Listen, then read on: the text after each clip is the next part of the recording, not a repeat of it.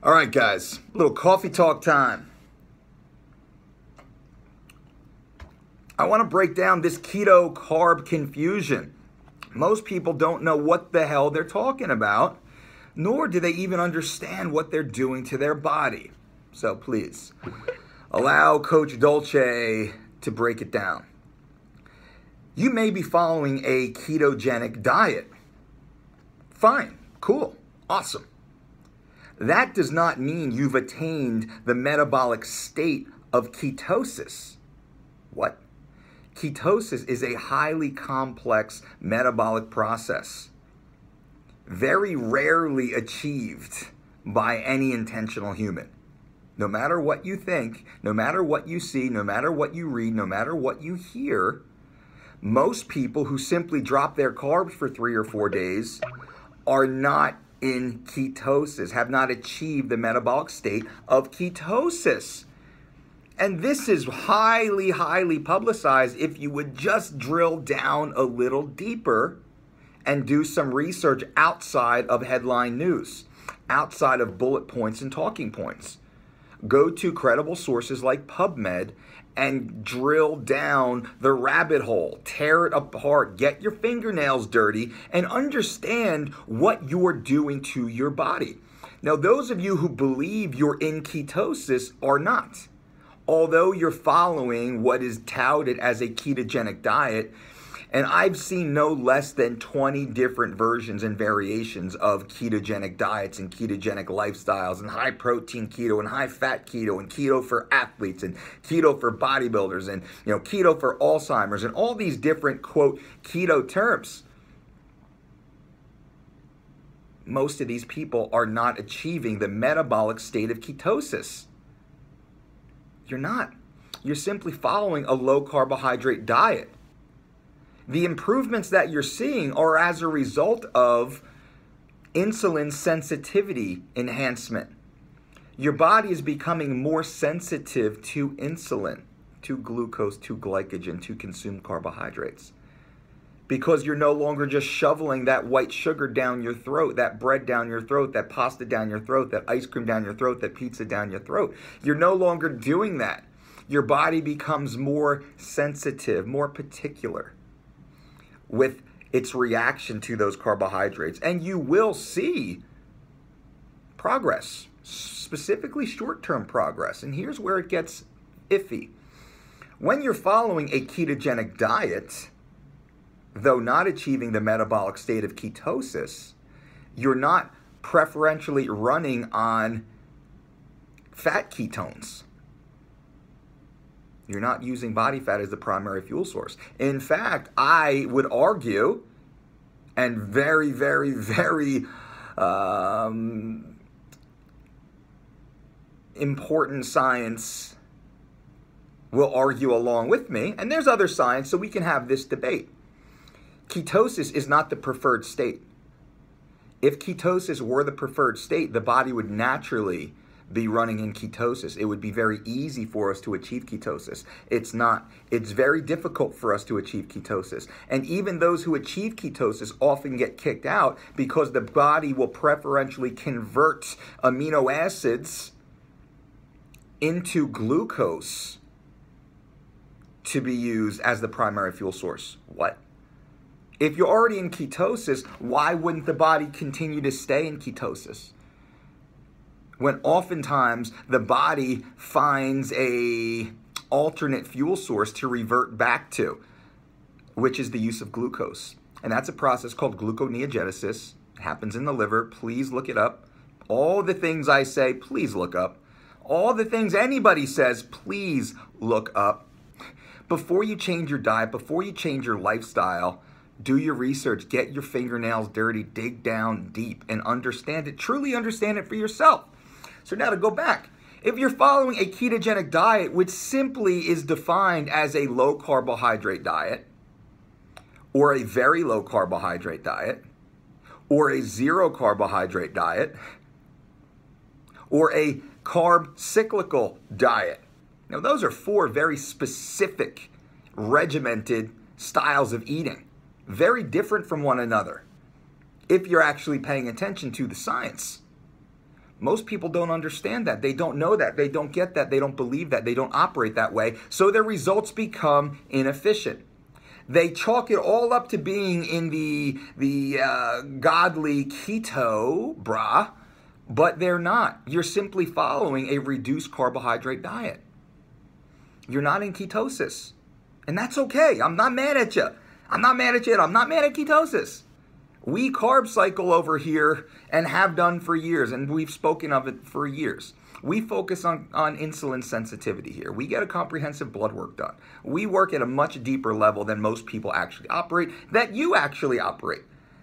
You probably don't take as good of care of yourself as we take care of our clients. So we have this data to pull from. We see the blood work. We know what's happening. Thousands of clients, we have a deep understanding of what's actually happening and what food does to impact their health, their performance, but also their physiology. Okay? So by following a ketogenic diet, let's agree that you may or may not have actually achieved the metabolic state of ketosis. You may or may not have initiated the process of ketosis. Do you know if you have? Or are you just simply eating low carb? Now, the vast majority of people don't even know. They just assume they are because they read it in a book, they saw it in a headline, they heard it on a podcast. One of their Instagram followers or Instagram favorites posted a photo talking about it, so they adopted their program, and they paid $99 for some BS template, and there you go. Well, it doesn't mean you're in ketosis. It just simply means you're following a lower carbohydrate diet. Your body has become more insulin sensitive, which is a good thing. We don't want to be insulin insensitive. We want to be very sensitive. Simple. So you've improved your insulin sensitivity, and that's what this comes down to. The beauty and the power of insulin. You're now controlling your insulin. So we can preferentially build and support lean muscle mass. We can preferentially determine which fuel source we will be needing based upon the activity with which we are performing. And we will keep track of the food we're consuming to have a better understanding of the fuel reserves necessary to perform those actions. So we want to be training explosively, building muscle, lean mass, increasing bone density, performing multi-joint compound movements, right? Resistance training, progressive overload.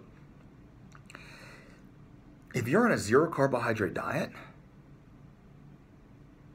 you can barely get out of bed. You feel like a turd. You're tired. You're weak. You're deflated. You're not hitting PRs in the gym anymore. And let's not talk about exogenous ketones, and let's not talk about taking supplements to get you over the hump. Let's not talk about those who are taking performance-enhancing drugs, because those are different videos altogether. So this is for you, the average individual out there that wants to be above average, the person that wants to be lean, that wants to be strong, that wants to see gains, make gains, that wants to take your shirt off, and everybody stop and look and go, damn, you look awesome. Yeah, I've improved my insulin sensitivity.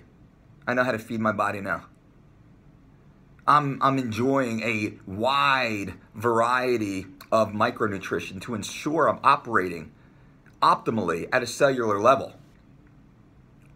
So I can push harder, I can replicate muscle tissue, I can increase collagen production, I can stay safe, I can stay healthy, I improve my immunity, I'm in the gym longer, or I should say more often, not longer, because we really shouldn't train more than 45 minutes or so.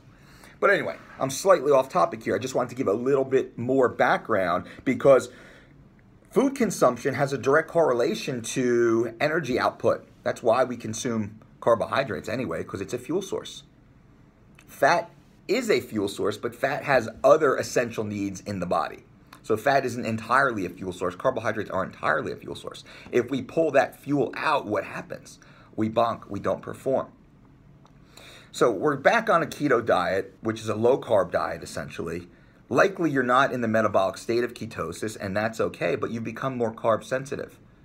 Well, this now allows you to eat carbohydrates more often, but it has to be the right carbs at the right times. We're not Pop-Tart eaters over here. When I eat ice cream and chocolate cake and all those other things, the macro fitters are doing it and populating your Instagram stream with. We're eating real food. We're eating jasmine white rice. We're eating steel-cut oats. We're eating blueberries and strawberries and raspberries and pomegranate and fresh fruits in season, local. And people freak out, oh, that has sugar in it, Dolce. It does, and we love that sugar. We want that sugar. It also has essential micronutrients and phytonutrients of which we love, we need, we have to consume in order to thrive, not just survive. So we need a widely diverse diet that does include carbohydrates in simple and complex form. But those carbohydrates that we do consume must be consumed at the right quantity, at the right time, and of the right type. That's what this is about. It's about becoming more insulin sensitive. It's not being, quote, keto, brah. It's not about that, as fun as it is to say. Though you're following a ketogenic diet, you're likely not in the metabolic state of ketosis. Again, you are just improving insulin sensitivity by following a lower carbohydrate diet, which you can do without suffering, without going down to zero, without reducing and depriving your body of vital micronutrients. Not to mention the lack of fiber, the extreme lack of fiber in most of these ketogenic lifestyles. It's silly to do that.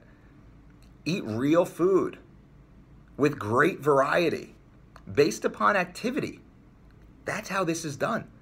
So we empower ourselves to now be in control. Most people aren't in control. And you have to get back in control. You have to improve your insulin sensitivity. Now, here's a little visual. Picture Arnold Schwarzenegger in his heyday. Okay? Great physique. Awesome. Picture the bodybuilders of today.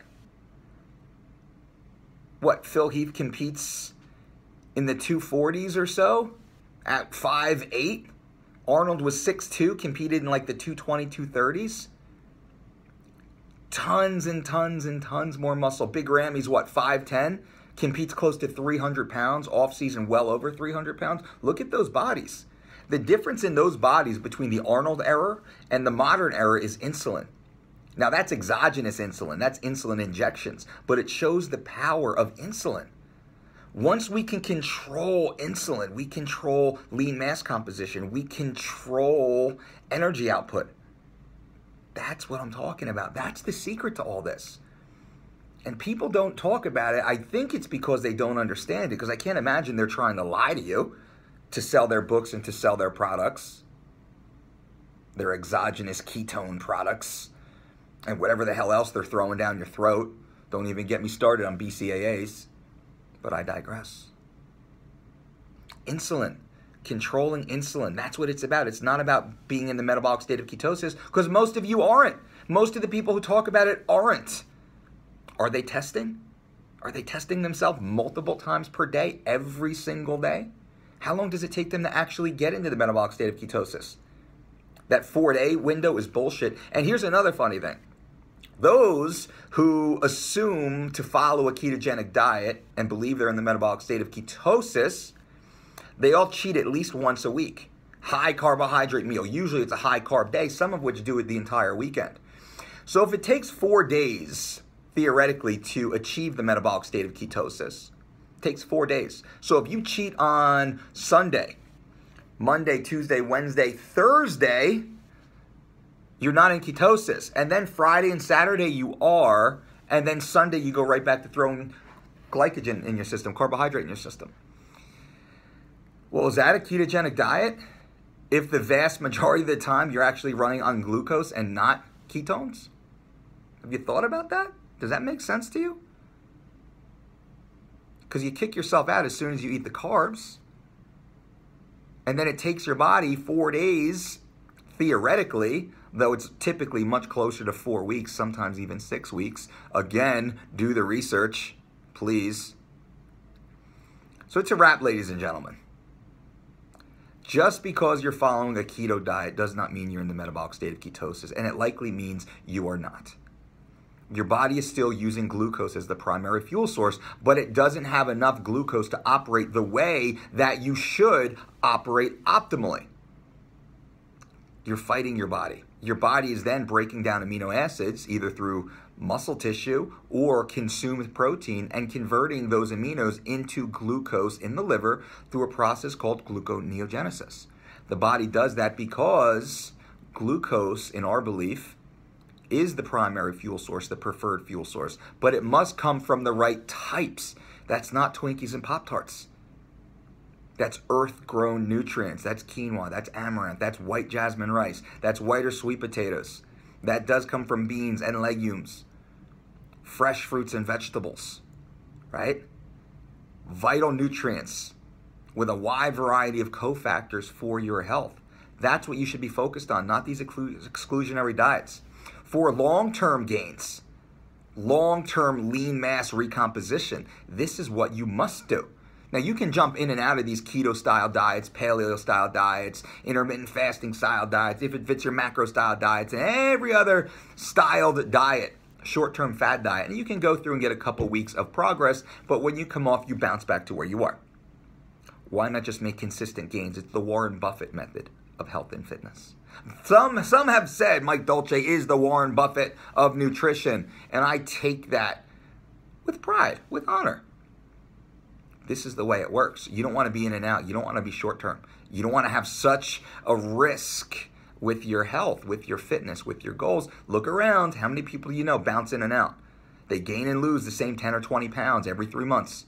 Right? The new program, the new diet, the new workout, the new shoes, the new heart rate monitor, the new whatever, they jump in and out, they bounce in and out instead of making steady, consistent, long-term gains. That's what it's about, ladies and gentlemen. I appreciate you being here. Be sure to subscribe to this channel. Leave a comment below. I'm answering almost everybody that I can. Unless you're a dickhead, then I typically just report you and block you. So dickheads need not apply. But if you can actually disagree with me in an intelligent way, please feel free.